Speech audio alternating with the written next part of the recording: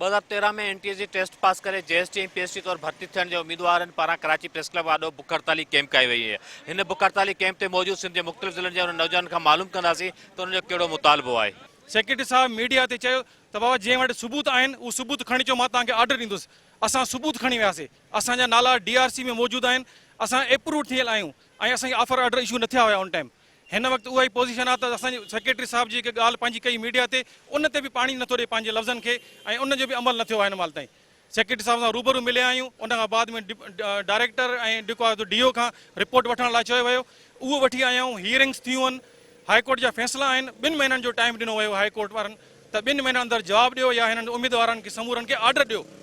हिन वक़्त ताईं हाईकोर्ट जे फ़ैसिलनि खे बिल्कुलु नज़रअंदाज़ कंदे कन लाटार करे सिंध गवर्नमेंट हिन महिल ताईं समूरनि उम्मीदवारनि खे असांखे दरपदर ऐं परेशान कयो थिए थी ऐं असां हक़ जे लाइ पंहिंजो असां हिन वक़्तु कंडीशन में तकलीफ़ुनि में अची कराची प्रेस क्लब अॻियां बीठा आहियूं।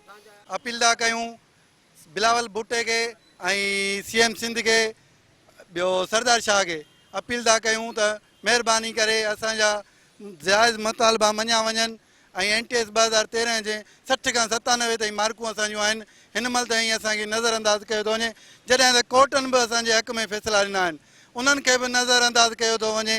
असांजो राय अमल इहो आहे जो असां बुख हड़ताल ते जेतिरा ॾींहं लॻा नौकिरी ॾियो या मौत ॾियो, असांजी बुख हड़ताल ते इंशाल्लाह कैंप खे दायरो वधाईंदासीं। पोइ 5 ॾींहं लॻे, महीनो लॻे, 15 ॾींहं लॻनि, जितना ॾींहं लगा असांखे वेंदा। तो CM साहब सिंध, उससे हम अपील करते हैं, बिलावल जरदारी साहब से अपील करते हैं, आसिफ जरदारी साहब से अपील करते हैं, सिंध के बाला अफसरान से हम लोग अपील करते हैं कि मेहरबानी करके हमारी बात को सुना जाए और हमारा जो हक है वो हमें दिया जाए। हमारा हक नौकरी है, हम बेरोजगार हैं, हमारे घर जो है पानी में बह गए, हमारे पीछे जो है बच्चे परेशान हैं भूख की वजह से, और मेहरबानी करके हमें नौकरी दी जाए, हमारा ये हक है। अॼु असांजी जेका कराची में बुख हड़ताल आहे, मरण घड़ी ताईं असांजो नारो आहे नौकरी ॾियो या मौत ॾियो। हाणे पाकिस्तान पीपुल्स पार्टी जी गवर्नमेंट जे हथ में आहे त सिंध जे नौजवान, सिंध जे माण्हुनि, सिंध जे नियाणियुनि खे रोज़गार ॾे या मौत ॾे। हिन बुख हड़ताली कैंप ते मौजूदु हिननि नौजवान उम्मीदवारनि मुतालबो कयो आहे त खेनि 2013 में जेका टेस्ट पास कयल आहे उन तहत ऑफर ऑर्डर जारी करे ऐं रोज़गार फ़राहम कयो वञे त जीअं इहे बि सुकून जी ज़िंदगी गुज़ारे सघनि। कैमरामैन